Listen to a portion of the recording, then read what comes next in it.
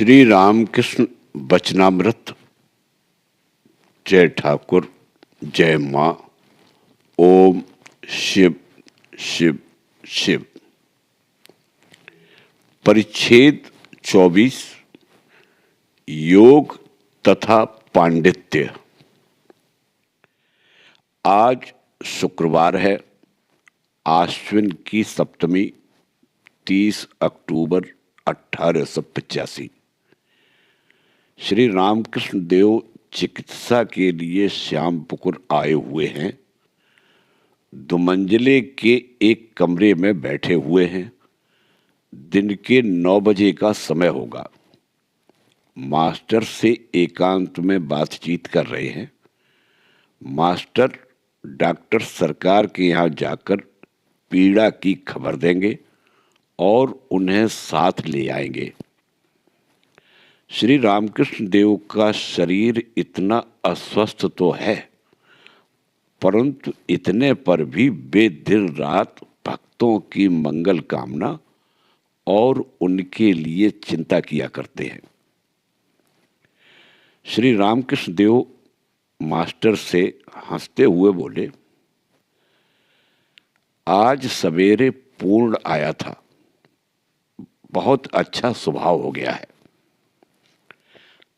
मणीन्द्र का प्रकृति भाव है। कितने आश्चर्य की बात है।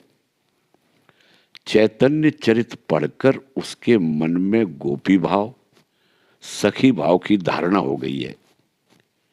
यह भाव कि ईश्वर पुरुष हैं और मैं मानो प्रकृति।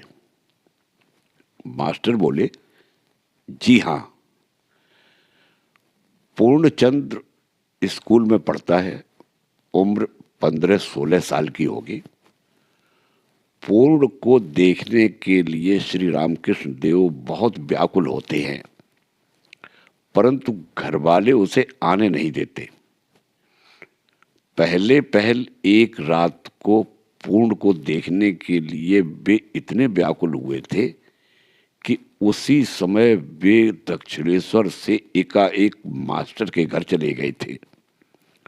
मास्टर ने पूर्ण को घर से ले आकर साक्षात करा दिया था। ईश्वर को किस तरह पुकारना चाहिए आदि बातें उसके साथ करने के पश्चात वे दक्षिणेश्वर लौटे थे। मणीन्द्र की उम्र भी 15-16 साल की होगी।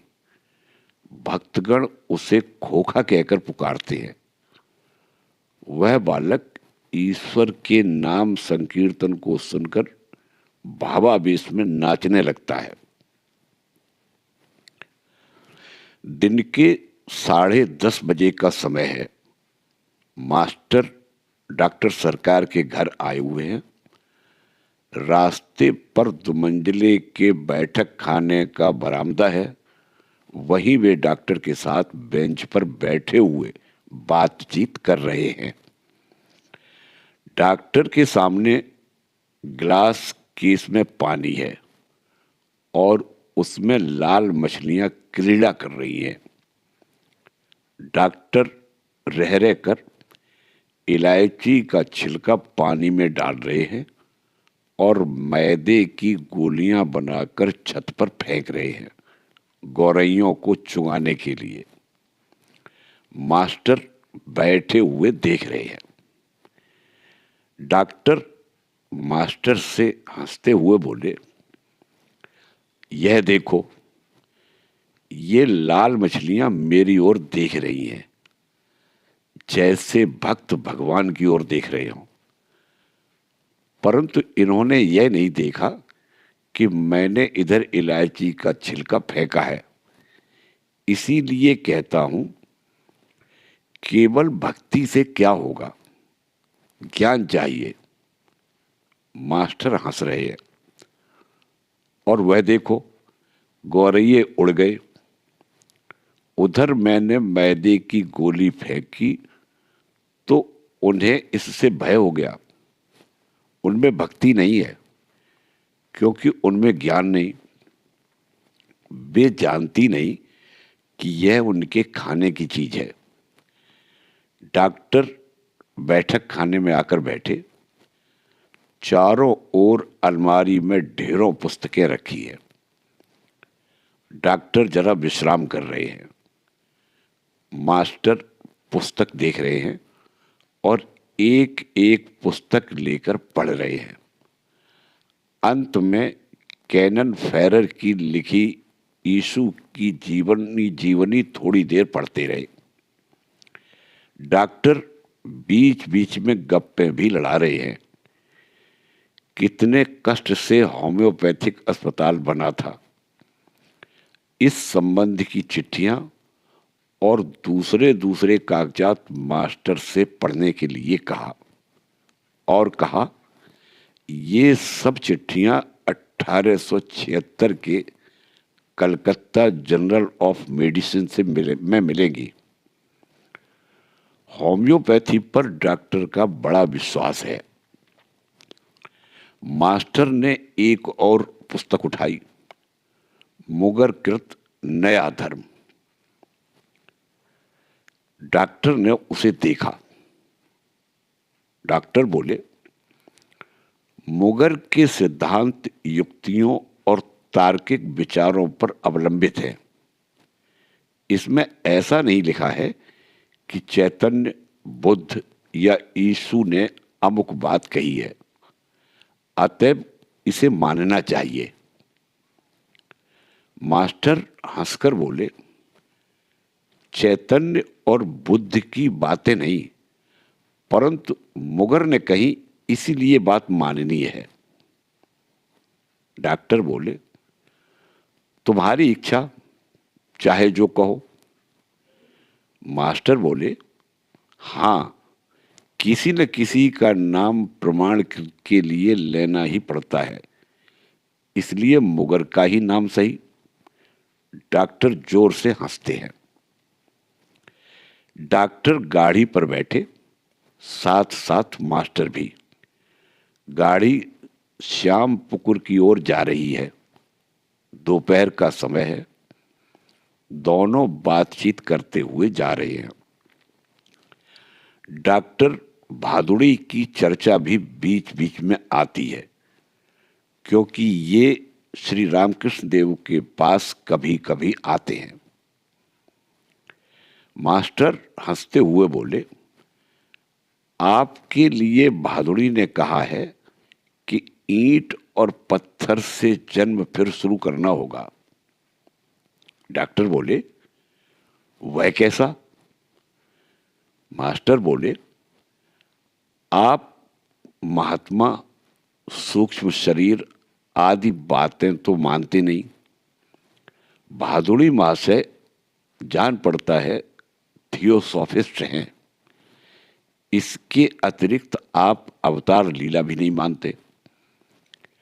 इसीलिए उन्होंने शायद हंसी में कहा था कि अब की बार मरने पर आपका मनुष्य के घर जन्म तो होगा ही नहीं, कोई जीव जंतु पेड़ पौधा भी आप नहीं होंगे।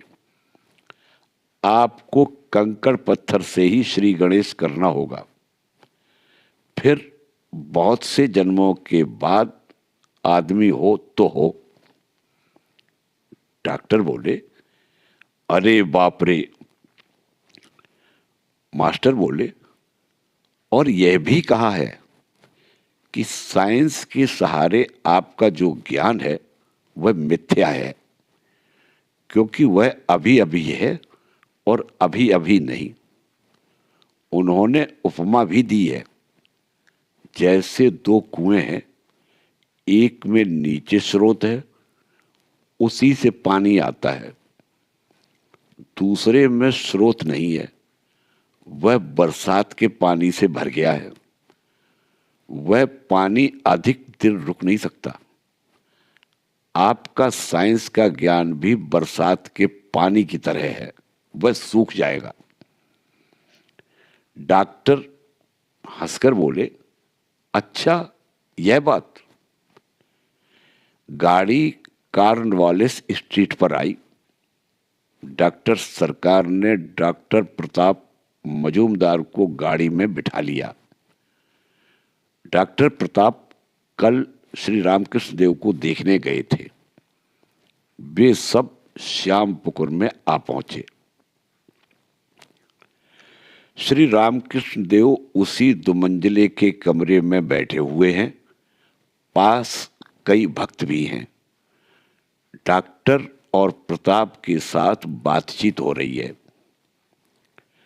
डॉक्टर श्री रामकृष्ण देव से बोले, फिर खांसी हुई?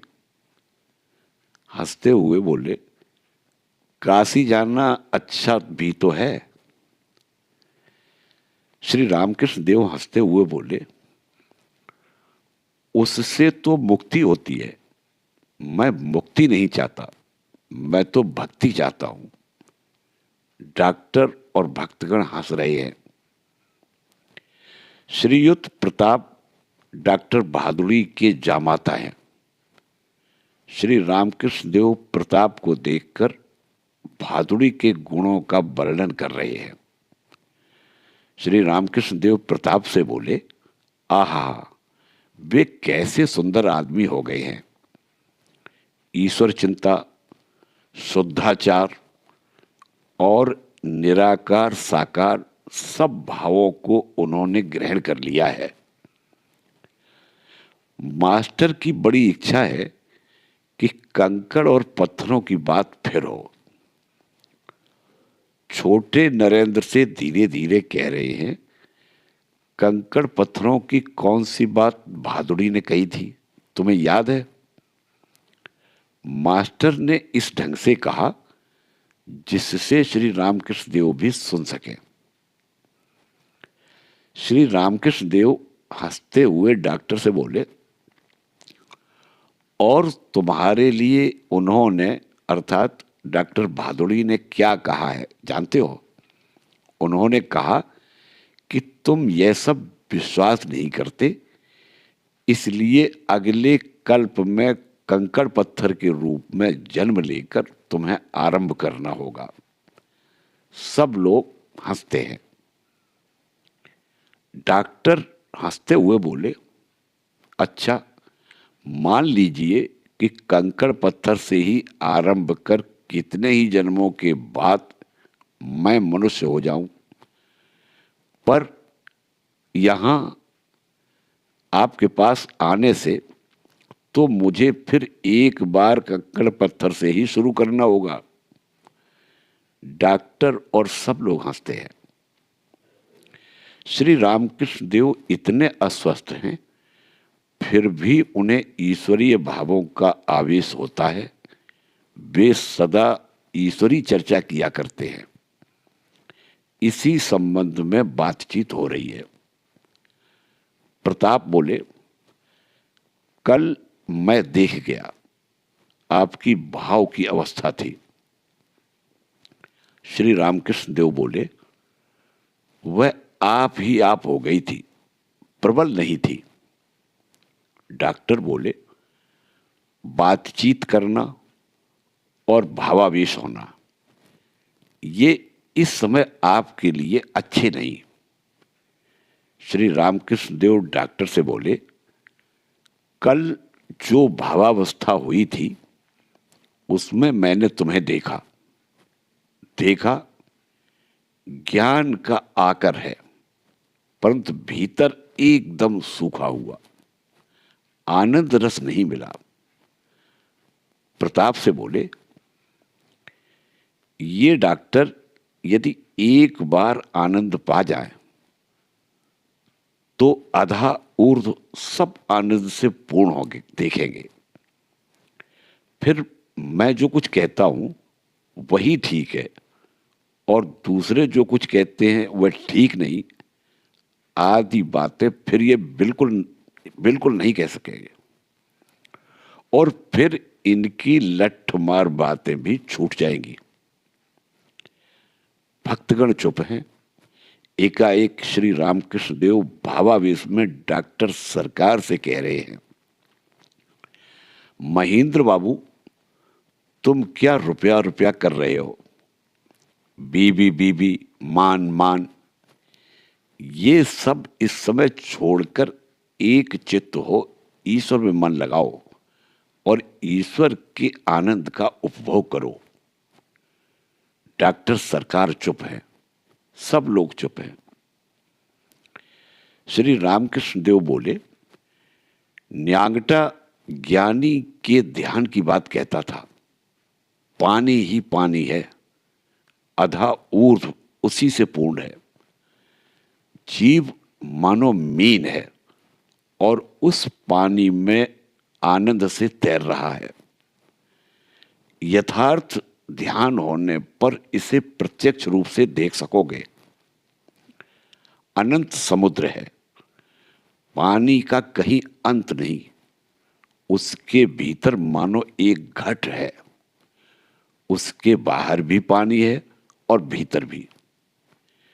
ज्ञानी देखता है भीतर और बाहर वे ही परमात्मा है। तो फिर वह घट क्या वस्तु है?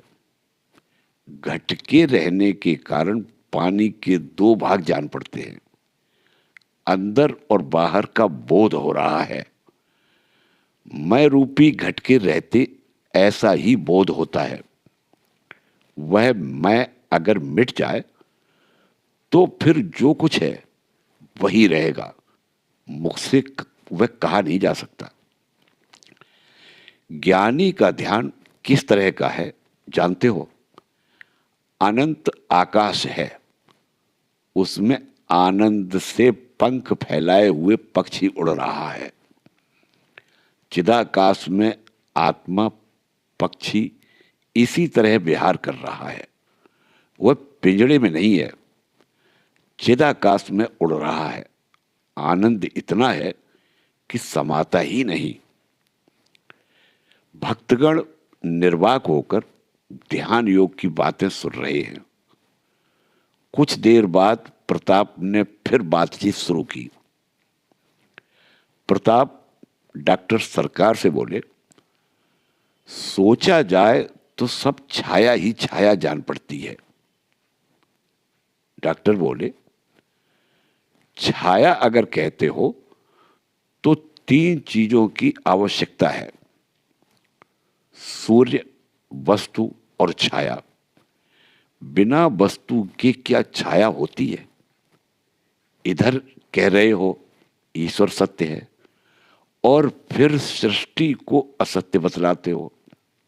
नहीं, सृष्टि भी सत्य है। प्रताप बोले, आईने में जैसे तुम प्रतिबिंब देखते हो उसी तरह मन रूपी आईने में यह संसार भाषित हो रहा है। डॉक्टर बोले, एक वस्तु के अस्तित्व के बिना क्या कोई प्रतिबिंब हो सकता है? नरेंद्र बोले, क्यों, ईश्वर तो वस्तु है। डॉक्टर चुप हो रहे। श्री रामकृष्ण देव डॉक्टर से बोले, एक बात तुमने बहुत अच्छी कही। भावावस्था ईश्वर के साथ मन के संयोग से होती है। यह बात केवल तुमने ही कही और किसी ने नहीं कही। शिवनाथ ने कहा था, अधिक ईश्वर चिंतन करने पर मनुष्य का मस्तिष्क बिगड़ जाता है। कहता है, संसार में जो चेतन स्वरूप है उनके चिंतन से अचेतन हो जाता है। जो बोध स्वरूप है, जिनके बोध से संसार को बोध हो रहा है, उनकी चिंता करके अबोध हो जाना। और तुम्हारी साइंस क्या कहती है? बस यही ना कि इससे यह मिल जाए या उससे वह मिल जाए तो अमुक तैयार हो जाता है, आदि आदि। इन सब बातों की चिंता करके जड़ वस्तुओं में पड़कर तो मनुष्य के और भी बोधहीन हो जाने की संभावना रहती है।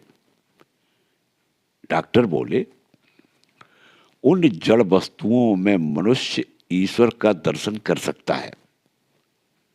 मणि बोले, परंतु मनुष्य में यह दर्शन और भी स्पष्ट हो सकता है और महापुरुषों में और भी अधिक स्पष्ट। महापुरुषों में उनका प्रकाश अधिक है। डॉक्टर बोले, हाँ, मनुष्य में दर्शन अवश्य हो सकता है। श्री रामकृष्ण देव बोले, जिनके चैतन्य से जड़ भी चेतन हो रहे हैं, हाथ पैर और शरीर हिल रहे हैं, उनके चिंतन से क्या कोई कभी अचेतन हो सकता है?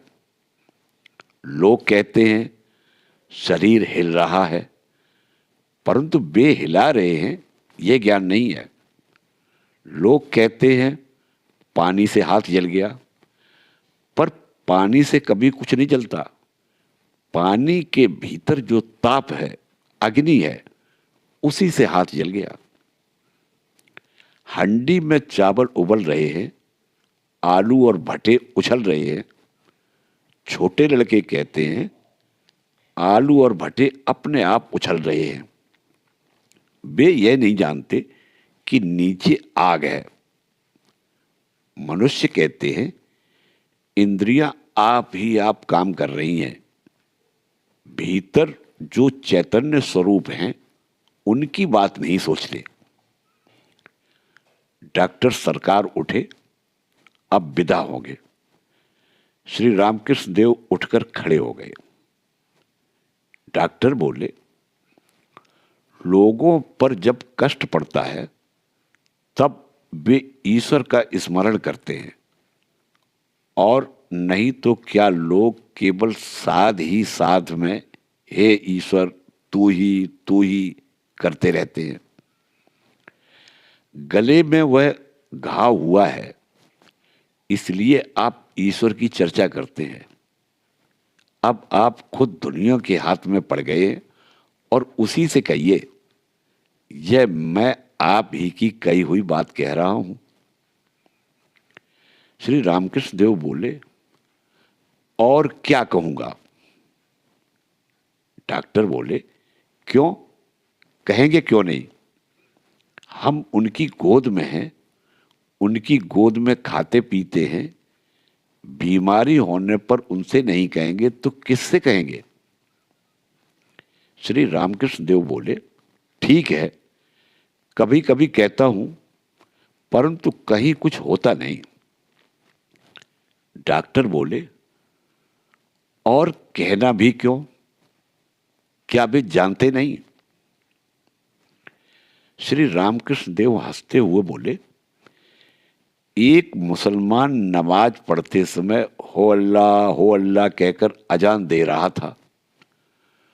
उससे एक आदमी ने कहा, तू अल्लाह को पुकार रहा है तो इतना चिल्लाता क्यों है? क्या तुझे नहीं मालूम कि उन्हें चींटी चींटी के पैरों के नूपुरों की भी आहट मिल जाती है? जब उनमें मन लीन हो जाता है तब मनुष्य ईश्वर को बहुत समीप देखता है, हृदय में देखता है। परंतु एक बात है, जितना ही यह योग होता है उतना ही बाहर की चीजों से मन हटता जाएगा। भक्तमाल में बिल्व मंगल नामक एक भक्त की बात लिखी हुई है। वह वेश्या के घर जाया करता था। एक दिन बहुत रात हो गई थी और वह वेश्या के घर जा रहा था। घर में माँ बाप का श्राद्ध था, इसलिए देर हो गई थी। श्राद्ध की पूड़ियां वेश्या को खिलाने के लिए ले जा रहा था। वेश्या पर उसका इतना मन था कि किसके ऊपर से और कहां से होकर वह जा रहा था उसे कुछ ज्ञान नहीं था, कुछ होश ही नहीं था। रास्ते में एक योगी आंखें बंद किए ईश्वर का ध्यान कर रहा था। उसे भी बेहोशी की हालत में वह लात मारकर निकल गया। योगी गुस्से में आकर बोल उठा, क्या तू देखता नहीं, मैं ईश्वर चिंतन कर रहा हूं और तू लात मारकर चला जा रहा है। तब उस आदमी ने कहा, मुझे क्षमा कीजिए, परंतु मैं आपसे एक बात पूछता हूं, वेश्या की चिंता करके तो मुझे होश नहीं, और आप ईश्वर की चिंता कर रहे हैं, फिर भी आपको बारी दुनिया का होश है। यह कैसी ईश्वर चिंता है? वह भक्त अंत में संसार का त्याग करके ईश्वर की आराधना करने चला गया। वेश्या से उसने कहा था, तुम मेरी ज्ञानदात्री हो, तुम्ही ने मुझे सिखलाया कि ईश्वर पर किस तरह अनुराग किया जाता है। वेश्या को माता कहकर उसने उसका त्याग किया था। डॉक्टर बोले, यह तांत्रिक उपासना है। इसके अनुसार स्त्री को माता कहकर संबोधन किया जाता है। श्री रामकृष्ण देव बोले, देखो, एक कहानी सुनो। एक राजा था। एक पंडित के पास वह नित्य भागवत सुनता था। रोज भागवत पाठ के बाद पंडित राजा से कहता था, राजा तुम समझे? राजा भी रोज कहता था, पहले तुम समझो।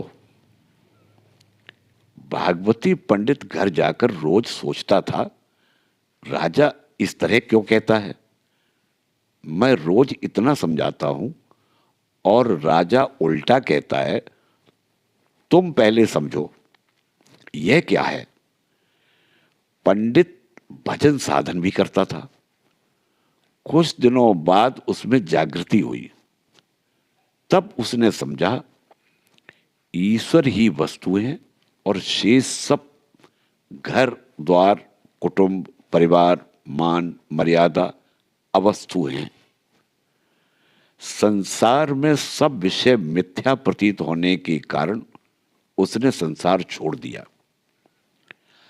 जाते समय वह केवल एक आदमी से कह गया, राजा से कहना, अब मैं समझ गया हूं। एक कहानी और सुनो। एक आदमी को भागवत के एक पंडित की जरूरत पड़ी जो रोज जाकर उसे भागवत सुना सके। इधर भागवती पंडित मिल नहीं रहा था। बहुत खोजने के बाद एक आदमी ने आकर कहा, भाई, एक बहुत अच्छा भागवती पंडित मिला है। उसने कहा, फिर तो काम बन गया, उसे ले आओ।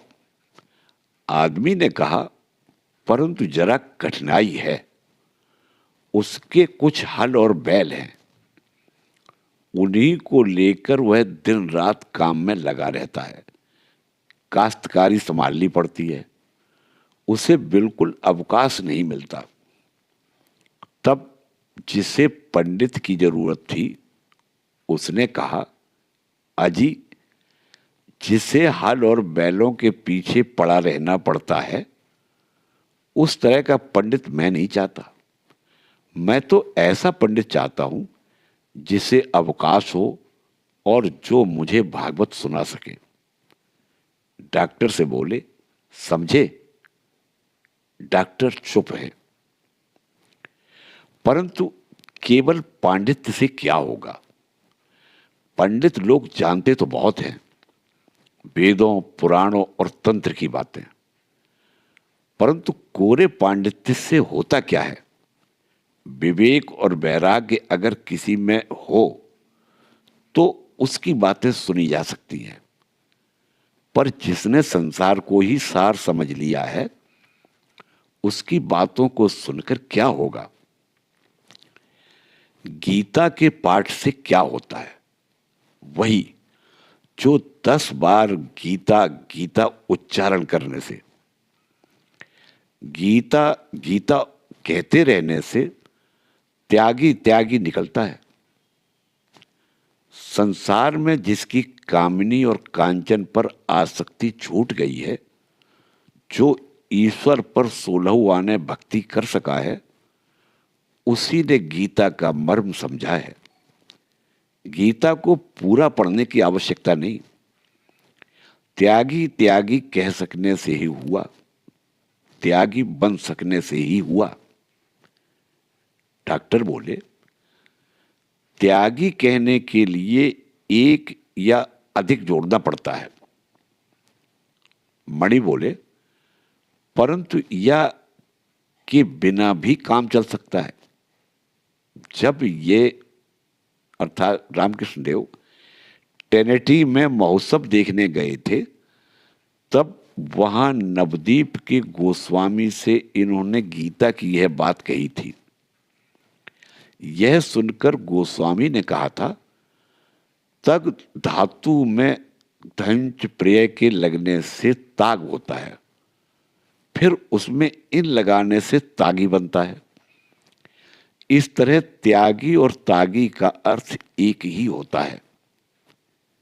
डॉक्टर बोले, मुझे एक ने राधा शब्द का अर्थ बतलाया था।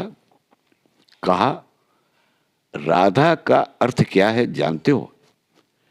इस शब्द को उलट लो, अर्थात धारा धारा। सब हंसते हैं। आज धारा तक ही रहा। डॉक्टर चले गए। श्री रामकृष्ण देव के पास मास्टर बैठे हुए हैं।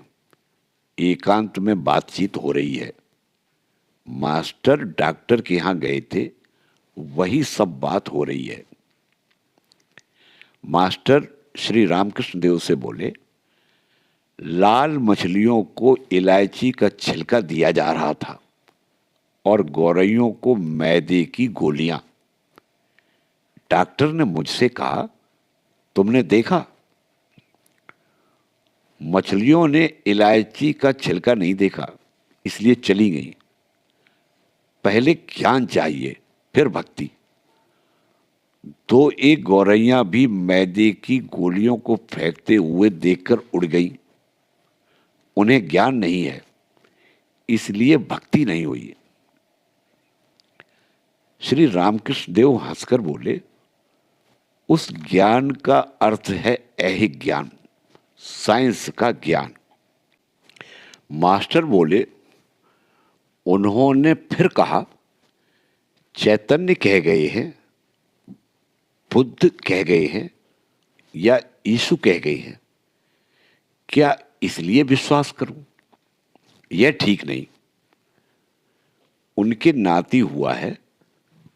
नाती का मुंह देखकर वे अपनी पुत्र वधू की प्रशंसा करने लगे। कहा, घर में इस तरह रहती है कि मुझे कहीं आहट भी नहीं मिलती, इतनी शांत और लचीली है। श्री रामकृष्ण देव बोले, यहां की बातें ज्यों ज्यों सोच रहा है, त्यों तो उसमें श्रद्धा आ रही है। एकदम क्या कभी अहंकार जाता है? उसमें इतनी विद्या है, मान है, धन है, परंतु यहां की बातों से अश्रद्धा नहीं करता। दिन के 5 बजे का समय है। श्री रामकृष्ण देव उसी धुमंजले के कमरे में बैठे हुए हैं। चारों ओर भक्तगण चुपचाप बैठे हैं। बहुत से बाहर के आदमी उन्हें देखने के लिए आए हैं। कोई बात नहीं हो रही है। मास्टर पास ही बैठे हैं। उनके साथ एकांत में बातचीत हो रही है। श्री रामकृष्ण देव कुर्ता पहनेंगे। मास्टर ने कुर्ता पहना दिया। श्री रामकृष्ण देव मास्टर से बोले, देखो, अब विशेष ध्यान आदि मुझे नहीं करना पड़ता। अखंड का एकदम ही बोध हो जाता है। ब्रह्म दर्शन निरंतर ही चलता रहता है। मास्टर चुप हैं। कमरा भी निस्तब्ध है। कुछ देर बाद श्री रामकृष्ण देव उनसे फिर एक बात कह रहे हैं। श्री रामकृष्ण देव बोले, अच्छा, ये सब लोग एक ही आसन जमाकर चुपचाप बैठे हुए हैं और मुझे देख रहे हैं। न बोलते हैं, न गाना होता है। इस तरह ये मुझ में क्या देखते हैं?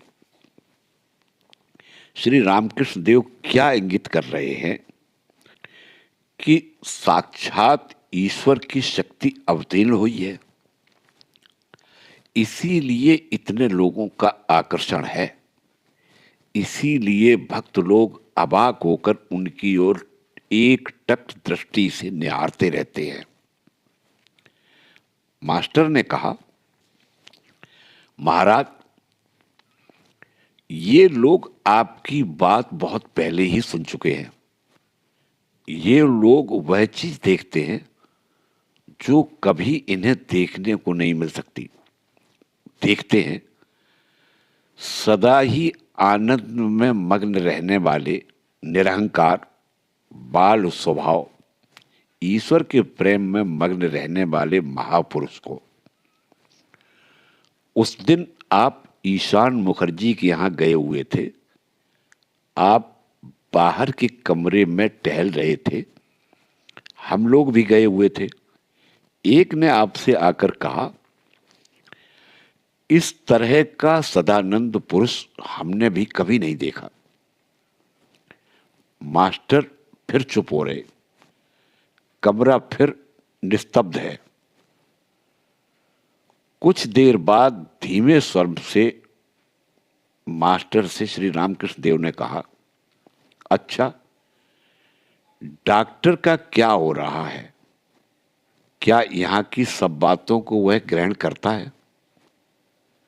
मास्टर बोले, यह अमोघ बीज कहां जाएगा? किसी न किसी तरफ से कभी न कभी निकलेगा ही। उस दिन की एक एक बात पर हंसी आ रही है। श्री रामकृष्ण देव बोले, कौन सी बात? मास्टर बोले, आपने उस दिन कहा था यदु मलिक यह नहीं समझ सकता कि किस तरकारी में नमक अधिक है, कौन तरकारी कैसी है। वह इतना अन्मनस्क रहता है। जब कोई कह देता है कि अमुक व्यंजन में नमक नहीं पड़ा, तब आय आय करके कहता है, हाँ ठीक तो है, नमक नहीं पड़ा।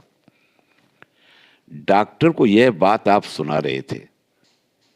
उन्होंने कहा था ना कि वे बहुत ही अन्मनस्क हो जाया करते हैं। आप समझा रहे थे कि वे विषय की चिंता करके अन्मनस्क होते हैं, ईश्वर की चिंता करके नहीं।